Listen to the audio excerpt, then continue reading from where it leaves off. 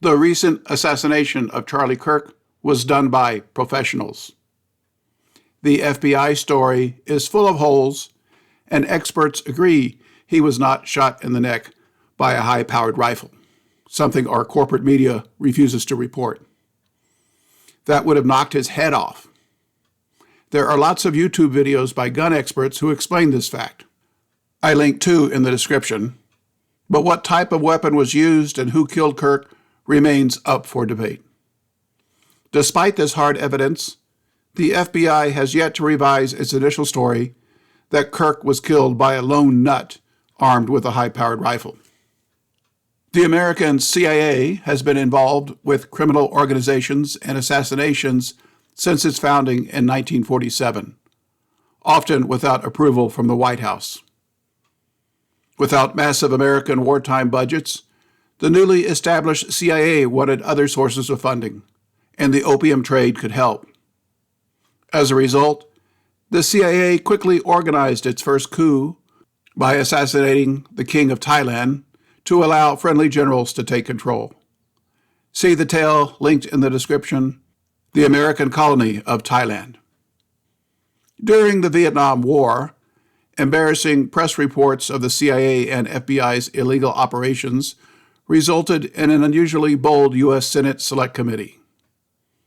This was formed in 1975 to investigate the abuses of power and direct harm to U.S. citizens and called the Church Committee.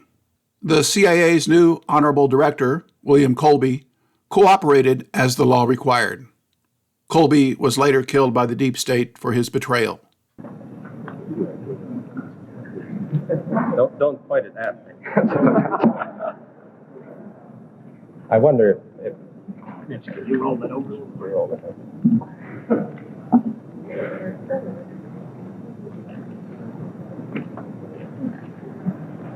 Now,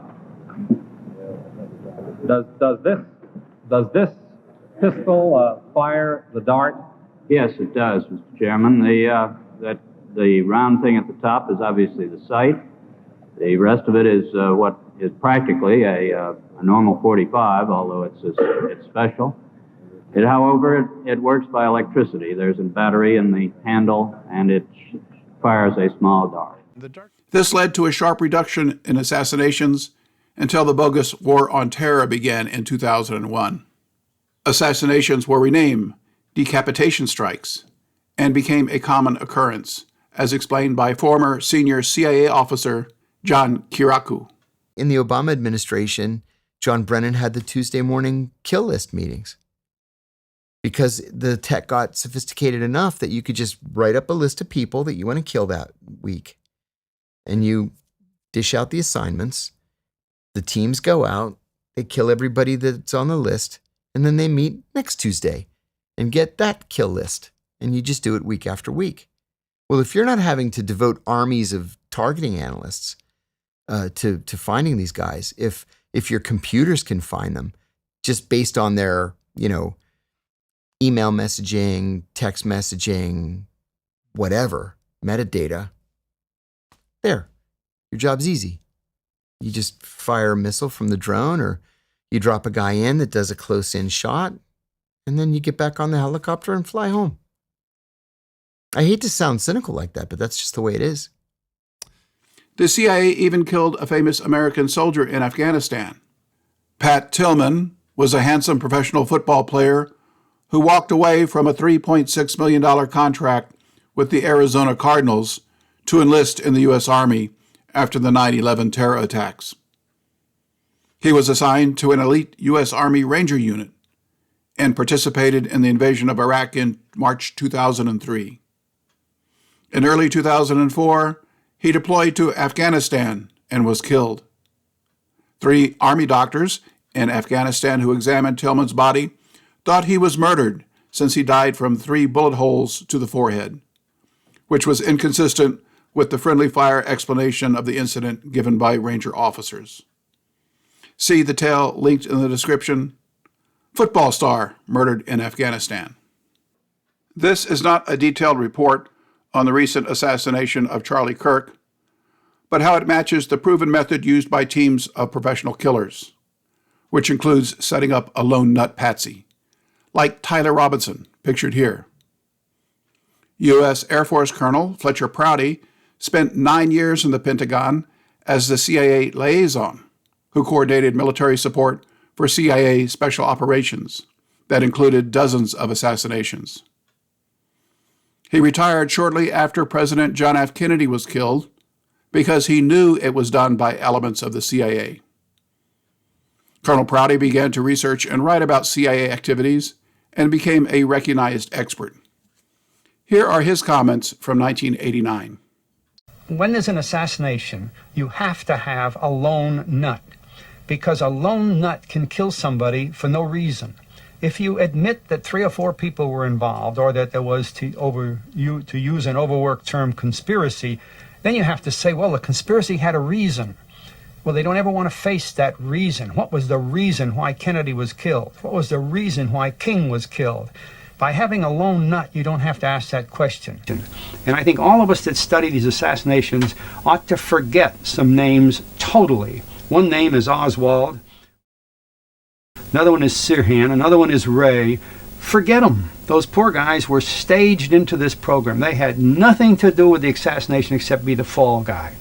And as an assassination studier, student of assassination for 25 years, I tell you frankly, I could write the whole book on assassinations without using any one of those names. They're not relevant other than as patsies. The Kirk assassination had at least 3 shooters to ensure success, which may explain the conflicting theories in the Kirk killing.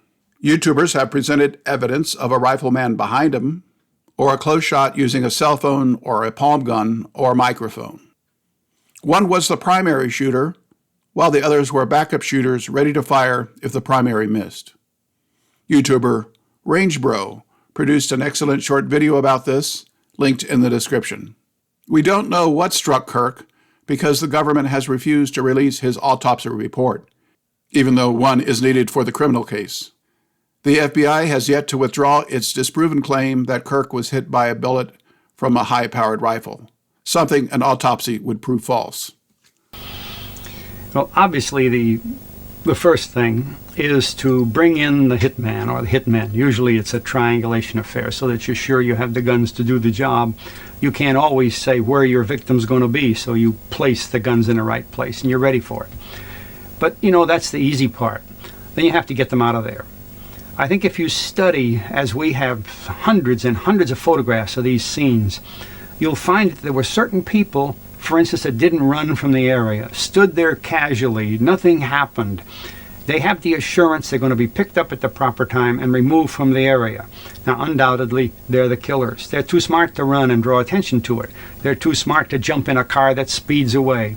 If there is a car that speeds away, that's a cover story. It's like the white Mustang. It's not the one that really did the job.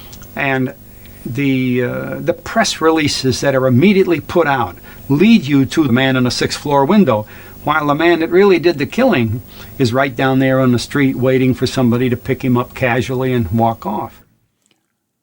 Recovering a bullet at a crime scene takes time, except at the Kirk crime scene. Immediately after the shooting, no uniformed police appear to secure the crime scene. Utah Valley University has 41,000 students and its own police force. We are told 6 uniformed policemen were at the event, but you think many more would be at this big event on a workday, to include the chief of police.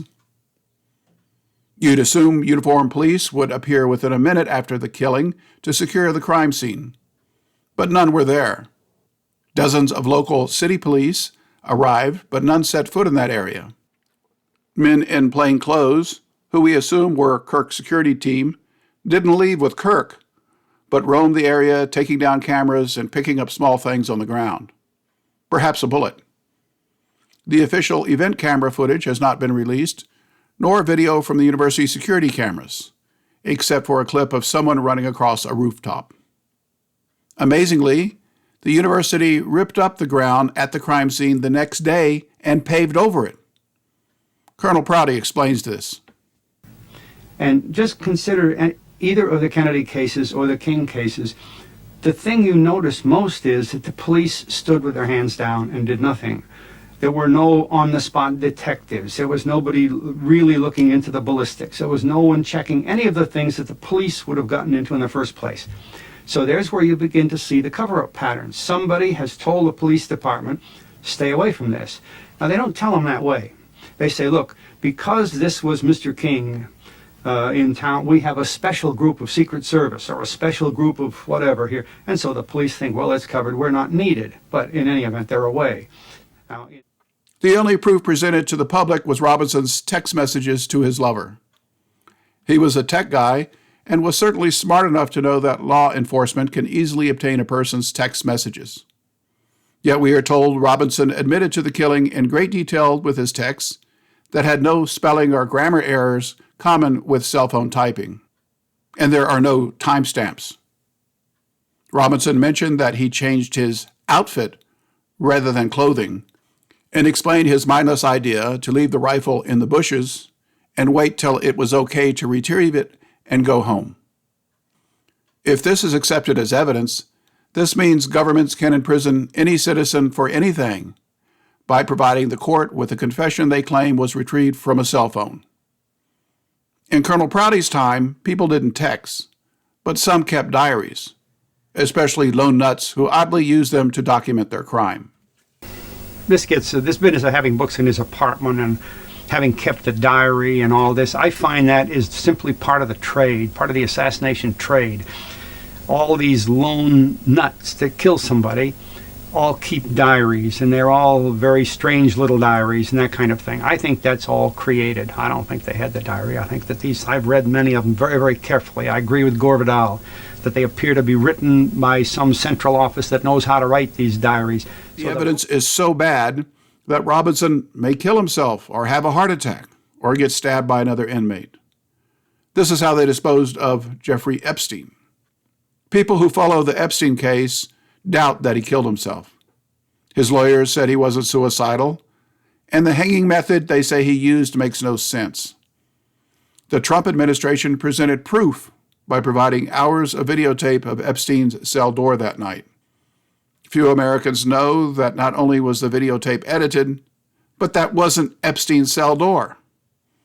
This recent shocking news was ignored by our corporate media, as explained in the great video by Jimmy Dore, linked in the description. CBS News has now debunked the Jeffrey Epstein jail cell video. Oh, they're sore about that lawsuit. Remember there was a minute missing? But there's a lot. Turns out there's a lot more problems with this video. And the big fact is that the camera that was supposed to be pointing at Jeffrey Epstein's cell and the stairs up to it, turns out it wasn't.